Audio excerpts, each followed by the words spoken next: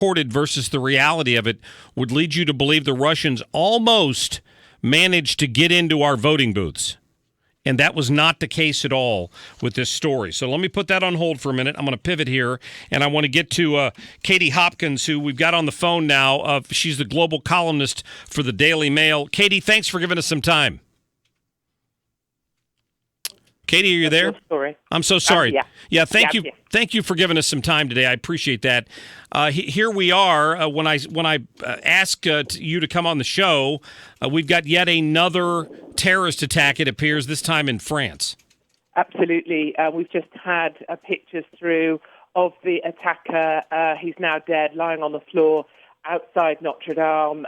He said as he attacks people, "This is for Syria," which is chillingly familiar language here in London when individuals caught up in the London Bridge attack heard the attacker shouting, "This is for Allah, this is for Allah."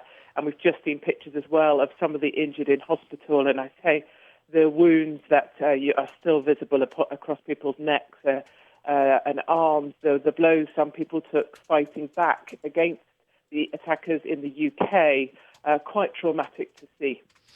You know, I heard your Prime Minister Theresa May say that we're not going to tolerate this. But as you and I have talked about in the past, there's been a great deal of tolerance up until now, and that seems to have led to this problem being exacerbated. Absolutely, and this problem of tolerance continues. So at the moment, she did stand outside Number 10. She said, "Enough is enough," but unfortunately, that's sounding very much like the same hollow rhetoric that we have got used to. Our London Mayor, Sadiq Khan, has carried on with the old messaging, which is we stand shoulder to shoulder, we are not cowed, we stand united. And I can tell you, I know legion of people who refuse to go into the City of London because they are afraid for themselves or the safety of their family. And Theresa May has failed to implement a single change that is visible to us, the public.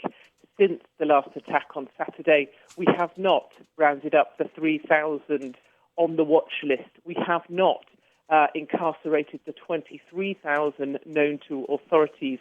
And we have released the 12 individuals that were arrested straight after the attack because we are concerned for the civil liberties of the suspected terrorists. And I can tell you that the level of anger and rage here in the UK, as families still don't have news of their loved ones. We have a mother flying from Australia to come and roam the streets of London looking for her dead, possibly dead, suspected dead child. I mean, that is the state of play here, and still nothing is being done. You've got, the identities now of the people in this most recent attack, and as you made reference to there before, at least one of these individuals was known to authorities, was on the watch list, had been part, I believe, of a documentary on people who had pledged their allegiance to ISIS in London? Absolutely. It would be laughable if it weren't so brutally tragic. All three of the attackers from the last three attacks, so if you think about Westminster, you think about Manchester, you think about London Bridge, three separate massive terrorist incidents. All three of those lead attackers were known to the authorities, were known to MI5, were known to the intelligence services, some even reported by family and friends who were concerned, and those reports were ignored. And then, most shockingly of all for many of us, is that the attacker, one of the attackers involved in this most recent attack on Saturday night on London Bridge, he was involved in a documentary made by one of our broadcasters called The Jihadi Next Door, where he was seen with the ISIS flag on camera in a public park calling allegiance to IS. That was on Netflix until just a day or so ago. So jihadis here in the UK hiding in plain sight, featuring in documentaries called The Jihadi Next Door. The same guy worked in tunnels under the Houses of Parliament. He had a job there, and we still let him go, and we let him go to the point where he took a 12-inch hunting knife and stabbed it through the faces of young girls who were out for a night out in town. It's just beyond words to hear how that went down.